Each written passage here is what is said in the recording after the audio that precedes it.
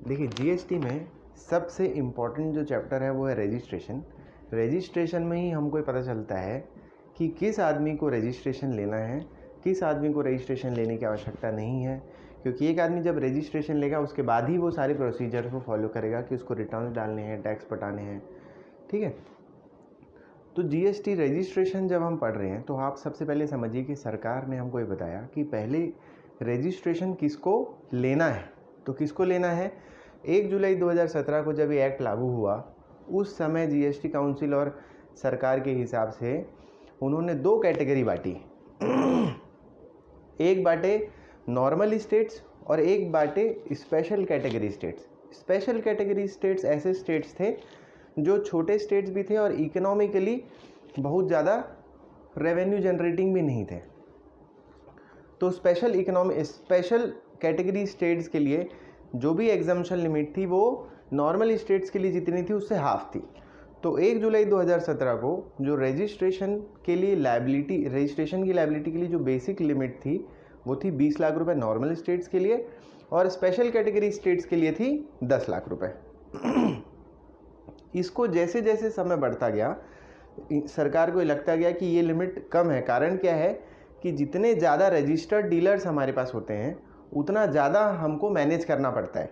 तो गवर्नमेंट का ये सोचना है कि हम इसमें अगर इस लिमिट को थोड़ा बढ़ा दें तो नंबर ऑफ़ रजिस्टर्ड डीलर्स कम होंगे, हमारा कंप्लायंस भी कम हो जाएगा, हमको कम डाटा मैनेज करना पड़ेगा।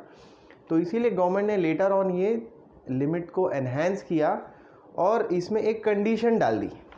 कंडीशन क्या डाल दी आप ध्यान से सुनिएगा कि अगर आप सिर्फ और सिर्फ गुड्स की सप्लाई में इन्वॉल्व हैं, आपके बिजनेस में आप सिर्फ गुड्स की ही सप्लाई करते हैं और आप नॉर्मल स्टेट हैं, तो आपके पास ये ऑप्शन है कि आप इस लिमिट को 40 लाख रुपए कर सकते हैं आपके स्टेट में। अब वो स्टेट के ऊपर है कि उसने वो 40 लाख रुपए की लिमिट को अडॉप्ट किया है कि नहीं किया है। ये आप पता करके मुझे कमेंट बॉक्स में बताएंगे कि आपके स्टेट में क्या लिमिट है। सेकंड, जो supply of goods and supply of service दोनों कर रहा है, सप्लाई ऑफ गुड्स और सप्लाई ऑफ सर्विस दोनों कर रहा है, उसके लिए कोई लिमिट पे चेंज नहीं है, उसके लिए 20 लाख रुपए ही लिमिट है। ये आप लोगों को शायद क्लियर हुआ होगा। इसके बाद में गवर्नमेंट ने ये बोला कि अगर आप बिजनेस आपका सक्सीड होता है तो उस कंडीशन में भी आपको लायबिलिटी आ जाती है कि आपको रजिस्ट्रेशन लेना है। इसके बाद गवर्नमेंट ये समझाती है नेक्स्ट सेक्शन में कि किन किन को रजिस्ट्रेशन नहीं लेना है। तो उसमें इनका ये कहना है कि जो पर्सन एक्सक्लूसिवली एग्जम्प्टेड सप्लाई कर रहा है उसको रजिस्ट्रेशन लेने की आवश्यकता नहीं है। इसमें सबसे इंपॉर्टेंट बात क्या थी कि जो लिमिट मैंने आपको बताई थी वो लिमिट थी for aggregate turnover. Aggregate turnover का मतलब क्या होता है? एग्रीगेट टर्नओवर का मतलब यही है कि आपका टोटल टर्नओवर को ही वो एग्रीगेट टर्नओवर मान रहा है। इसमें उसने बहुत सारे कंपोनेंट अलग अलग करके बताए डेफिनेशन में। एग्रीगेट टर्नओवर की डेफिनेशन में उसने ये कहा एग्रीगेट टर्नओवर का मतलब आपकी सारी टैक्सेबल सप्लाईज, इसके अलावा आपकी एग्जम्प्टेड सप्लाईज, इसके अलावा आपकी एक्सपोर्ट और इसके अलावा आपकी नॉन जीएसटी सप्लाई। तो कुल मिलाकर आपकी टोटल सप्लाईज को वो एग्रीगेट टर्नओवर मान रहा है। अगर आपका एक स्टेट से ज़्यादा दूसरे स्टेट में भी रजिस्ट्रेशन है तो इंटर स्टेट सप्लाईज को भी काउंट करेगा सेम पेन में जितने हैं। इसके बाद में आपको मैंने बताया कि जो 100% एक्सक्लूसिवली एग्जम्प्टेड सप्लाई कर रहा है उसको ज़रूरत नहीं है, पर जो 100% की जगह 99% एग्जम्प्टेड सप्लाई कर रहा है और 1% टैक्सेबल सप्लाई कर रहा है, अगर उसका बेसिक एग्जम्पशन लिमिट से लिमिट क्रॉस करता है तो उसको रजिस्ट्रेशन लेने की आवश्यकता है। इसके बाद में सेक्शन 24 बोल रहा है कि कंपलसरी रजिस्ट्रेशन किसको लेना है। तो गवर्नमेंट ने यहाँ पे क्लियर कर दिया कि इन लोगों को रजिस्ट्रेशन लेना कंपलसरी है। तो जैसे कि सबसे पहला है कि अगर कोई person inter state taxable supply कर रहा है तो उसको मैंडेटरी है लेना, उस केस में उसको बेसिक एग्जम्पशन लिमिट के बेनिफिट नहीं मिलेगा।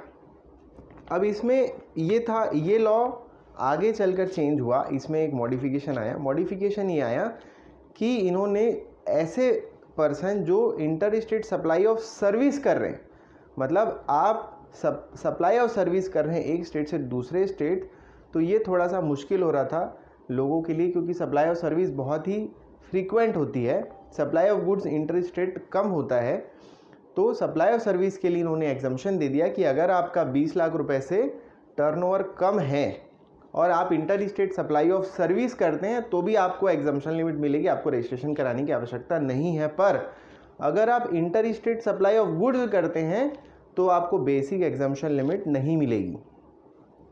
सेकेंड, अगर आप कैजुअल टैक्सेबल पर्सन हैं तो कैजुअल टैक्सेबल पर्सन के केस में भी आपको रजिस्ट्रेशन लेना आवश्यक है। अच्छा, इसमें आप ये समझिएगा कि कैजुअल टैक्सेबल पर्सन कौन होते हैं। कैजुअल टैक्सेबल पर्सन वो होते हैं जो बिजनेस करने के लिए वहाँ आते हैं, उनका वहाँ पे कोई परमानेंट प्लेस ऑफ बिजनेस नहीं रहता है। जैसे कि आपके फेरी वाले, जितने भी आपके बिजनेस एक्सपोज लगते हैं, वो सारे सब कैजुअल टैक्सेबल पर्सन होते हैं, उन सबको रजिस्ट्रेशन लेना आवश्यक है। इसमें जैसे जैसे समय बीता तो गवर्नमेंट को लगा कि इसमें जो हैंडीक्राफ्ट वाले जो कैजुअल टैक्सेबल पर्सन हैं उनको एग्जम्पशन लिमिट का बेनिफिट देना चाहिए। तो इसमें आगे अमेंडमेंट आया कि आपको, अगर आप कैजुअल टैक्सेबल पर्सन हैं पर आप हैंडीक्राफ्ट गुड्स का अगर आप सेल कर रहे हैं तो आपका अगर टोटल एग्जम्पशन लिमिट 40 लाख से कम है, या स्पेशल कैटेगरी स्टेट्स को भी मिला दिया जाए तो 20 लाख से कम है, तो आपको बेनिफिट मिलेगा, रजिस्ट्रेशन कराने की आवश्यकता नहीं है। उसके अलावा अगर आपको रिवर्स चार्ज में टैक्स पेमेंट करने की लायबिलिटी है तो आपको रजिस्ट्रेशन लेना आवश्यक है, आप उस कंडीशन में एग्जम्प्टेड नहीं है।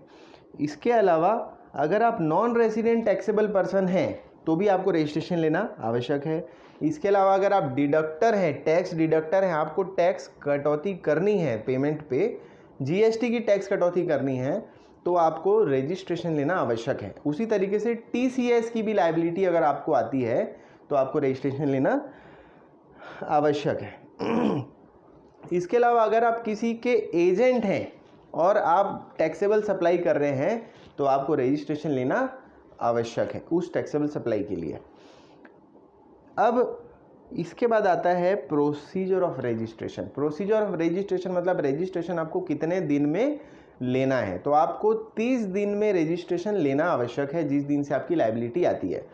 इसमें अगर आप 30 दिन के अंदर ही एप्लीकेशन कर देते हैं तो आपको रजिस्ट्रेशन जो मिलता है वो विथ इफेक्ट फ्रॉम जिस दिन आपकी लायबिलिटी आई थी उस दिन से मिलता है।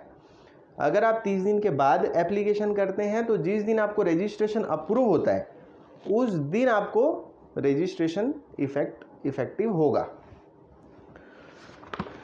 इसके बाद में पहले business verticals, different business verticals का कंसेप्ट था कि अगर आप एक से अधिक बिजनेस कर रहे हैं, अलग अलग प्रकार के कर रहे हैं, तो आपको सेपरेट जीएसटी नंबर लेना है सबके लिए।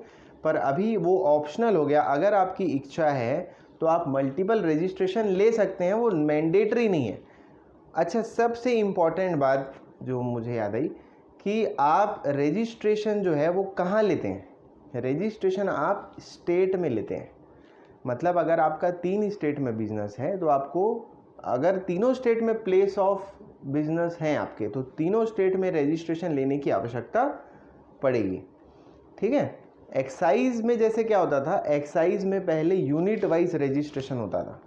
वैट में क्या होता था, तो स्टेट वाइज रजिस्ट्रेशन होता था कि अगर आपके 3 राज्य में हैं तो 3 राज्य में अलग अलग नंबर रहेंगे। और सर्विस टैक्स में क्या होता था, नेशनल लेवल पे एक सिंगल रजिस्ट्रेशन आपका होता था। तो जो जीएसटी है वो आपका वैट मॉडल अडॉप्ट किया है, तो इसीलिए आपका जो जीएसटी नंबर है उसमें सबसे पहले 2 जो डिजिट रहते हैं वो आपका स्टेट कोड रहते हैं, उसके बाद में आपका पैन नंबर रहता है, उसके बाद में अगर आपका फर्स्ट यूनिट का रजिस्ट्रेशन है तो 1 रहेगा, सेकेंड यूनिट रहेगा तो 2 रहेगा, थर्ड यूनिट रहेगा तो 3 रहेगा। Z जो है वो एंटिटी कोड है, और उसके बाद में कोई रैंडम नंबर रहता है, वो अल्फ़ा न्यूमेरिक दोनों हो सकता है, मतलब वो 1 to 9 A to Z कुछ भी हो सकता है, वो चेकसम कैरेक्टर है। ठीक है।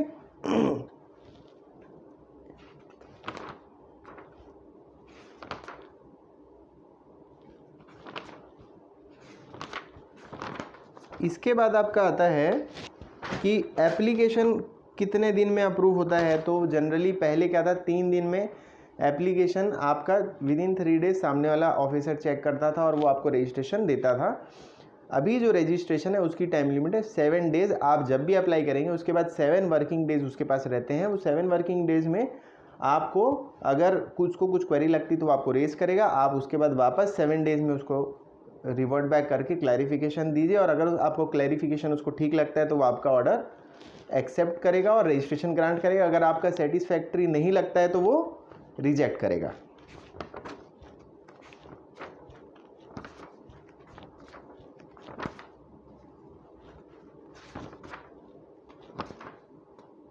इसके अलावा एक्ट में क्योंकि आप रजिस्ट्रेशन ले रहे हैं तो उसी तरीके से आप रजिस्ट्रेशन में अमेंडमेंट करवा सकते हैं। जब आपको लीगल नेम में चेंज हो, या फिर आपका प्लेस ऑफ बिजनेस चेंज हो रहा हो, या आपको और कोई भी छोटा मोटा भी अमेंडमेंट करवाना है कि गुड्स ऐड करवाने, तो वो सब में आप रजिस्ट्रेशन को अमेंडमेंट करवा सकते हैं। उसका प्रावधान दिया हुआ है कि आप रजिस्ट्रेशन एक बार लेते हैं उसके बाद आप उसको अमेंड करवा सकते हैं।